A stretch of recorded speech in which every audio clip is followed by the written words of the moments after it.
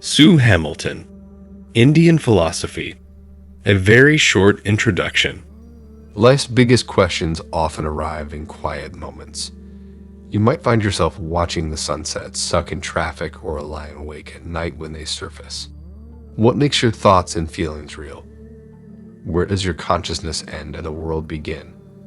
For thousands of years, people have explored these mysteries, but one tradition stands out in how deeply it mapped the territory of human awareness. This journey through Indian philosophy opens doors you might not expect. You'll discover how ancient thinkers turned abstract ideas into practical tools for understanding your own mind.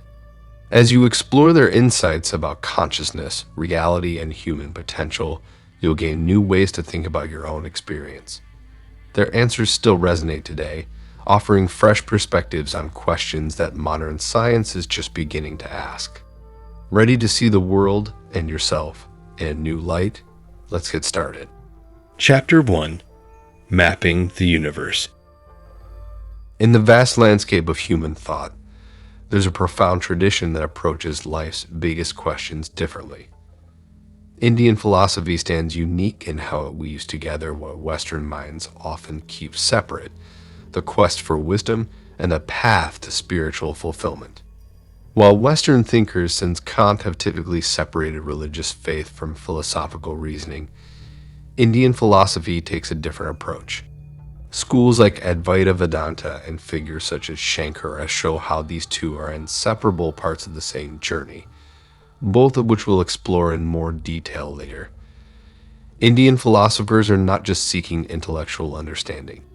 For example, the sages of the Upanishads and later thinkers like Nagarjuna pursued knowledge with a clear goal in mind: to transform their destiny and achieve liberation from the endless cycle of rebirth, and we'll delve into their contributions later as well.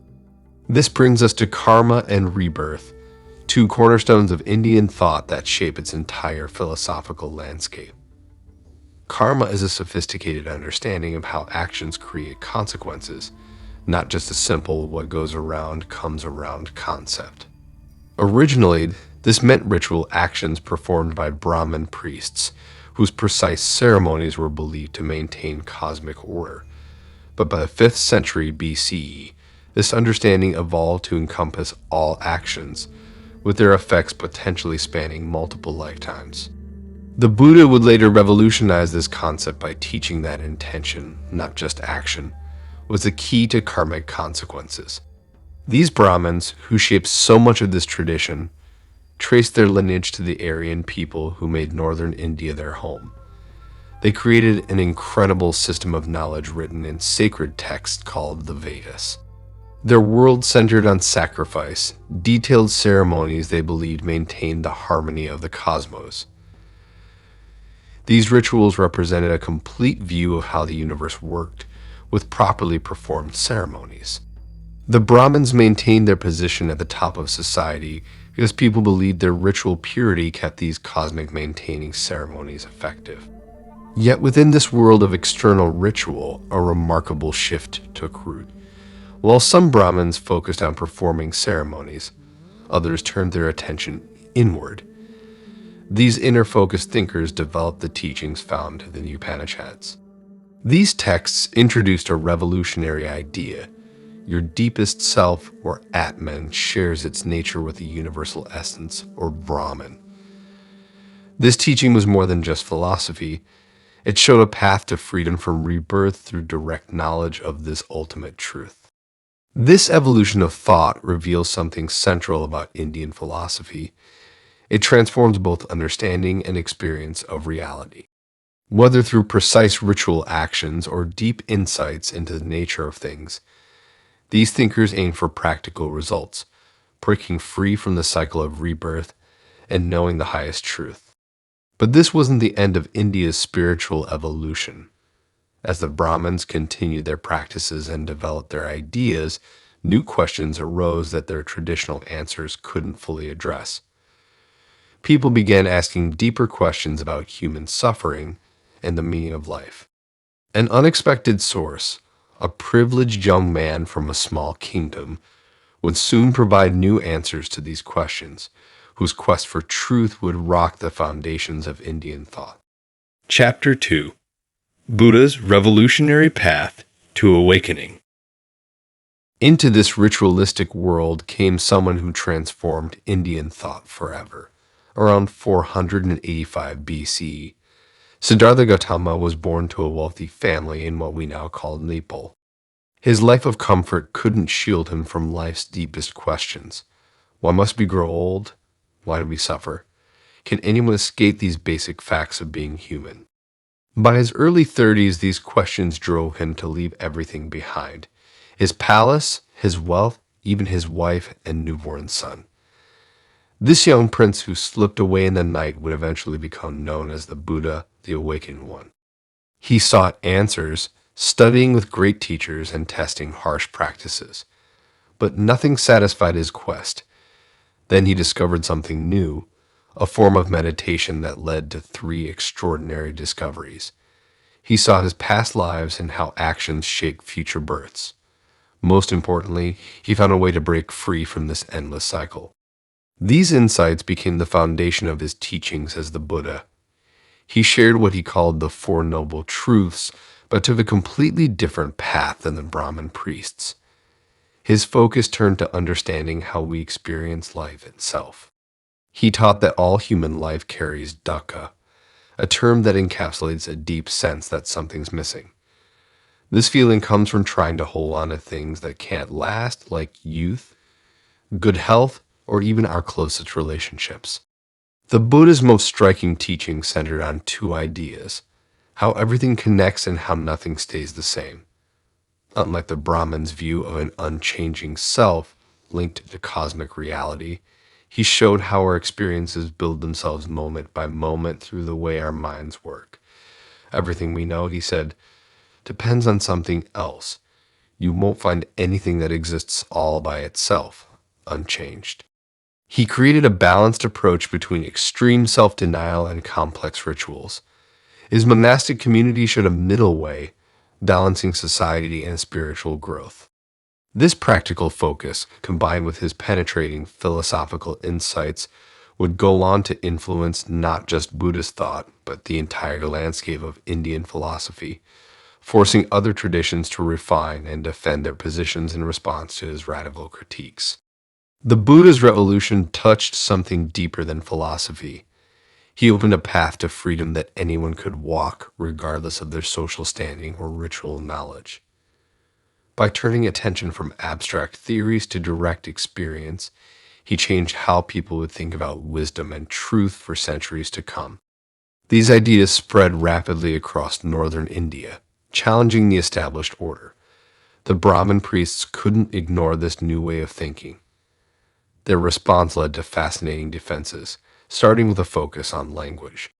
Chapter 3: From Philosophy to Tools for Spiritual Transformation. Ancient India was seeing an explosion of intellectual creativity unlike anything before. As the Buddha's ideas spread across the land, thinkers and scholars began building sophisticated new systems of knowledge. What emerged would rank among the most remarkable achievements in human thought. The Brahmins began their response by looking deeply at language itself. They knew something crucial. Whoever could explain how sacred texts worked held the key to their meaning and power. A brilliant thinker named Panini stepped forward with an answer. He created a system of grammar so precise that scholars still marvel at it today. But this went far beyond organizing words. When you say something like water wets grain, as Panini showed, you're speaking about how the whole universe works. From this focus on language grew new ways of proving what we can truly know. A school of thought called Nyaya, started by another thinker named Gautama, developed a clear 5-step path to solid knowledge. Picture yourself on a hillside, spotting smoke in the distance. Nyaya would guide your thinking. You see the smoke, you remember how smoke always goes with fire, like in your kitchen, so you can trust there's fire on that far hill. These weren't just thinking games, though. It showed how to know anything with certainty. As these ideas about knowledge grew, another school called Vaisheshika mapped out everything that exists. They found 7 basic building blocks of reality: substance, quality, action, universality, particularity, inherence, and absence. Take a red rose. It shows all these pieces at work. You have the rose itself, its redness, its blooming, what makes it rose-like, what makes it this exact rose, and how all these features come together as one thing. What made these developments particularly fascinating was their practical aim. The philosopher's goal was not merely to win arguments, but to unequivocally demonstrate the existence and attainable nature of spiritual freedom. By understanding these categories and methods of valid knowledge, you were engaging in a practice that could lead to spiritual transformation. From these intellectual foundations grew many branches of Indian thought. Some focused on understanding the nature of knowledge. Others turned toward exploring consciousness itself. As these ideas flowed through Indian society, they sparked something revolutionary, whole new ways of understanding the human mind and its potential. Two remarkable traditions would step forward to map this inner territory in ways that would change how we think about consciousness forever. Chapter 4: The Bridge Between Thought, Awareness, and Liberation. While Buddhist thinkers explored the depths of emptiness and consciousness, other traditions developed their own powerful approaches to understanding reality. Two systems in particular, Yoga and Vedanta, created bridges between philosophical theory and spiritual practice that people still walk today. Yoga's origins stretch back to India's earliest spiritual seekers, who discovered that disciplined attention could reveal deeper truths about consciousness itself. By the time these practices were systematized in Patanjali's Yoga Sutras around the 3rd century CE, they had evolved far beyond physical exercises. These ancient practitioners had mapped the territory of human consciousness with remarkable precision, developing techniques to still what they called the modifications of the mind, the endless parade of thoughts, emotions, and sensations that usually dominate our awareness. Through yoga's careful methods, you can learn something remarkable about your own mind. When thoughts race through your head, when memories pull you backward or plans push you forward, you might think that's all there is. But yoga points to something deeper, a pure awareness that watches it all happen. This watching presence, called purusha, stands apart from everything it observes, the world of prakriti. Another tradition called Sankhya built a complete map of how this works. They saw reality as having two distinct sides, pure awareness on the one hand and everything else on the other. Your thoughts, feelings, the chair you're sitting in, the farthest stars, all these belong to Prakriti. Your true self, they said, simply watches, eternally free and untouched. Finding freedom means seeing this difference clearly. Shankara, a brilliant thinker, arrived and completely transformed everything. His tradition, Advaita Vedanta, said reality isn't split in two. It's all one thing, pure consciousness existence called Brahman. Picture walking at twilight and seeing what looks like a snake on the path. Your heart races until you look closer. It's just a rope. The snake wasn't exactly unreal. You really saw it. But understanding its true nature changes everything. Shankara said the whole world works like this. It's real, but not in the way we usually think. Other Vedantic philosophers like Ramanuja suggested a middle way. His view, called qualified non-dualism, saw reality as one fabric woven from many threads.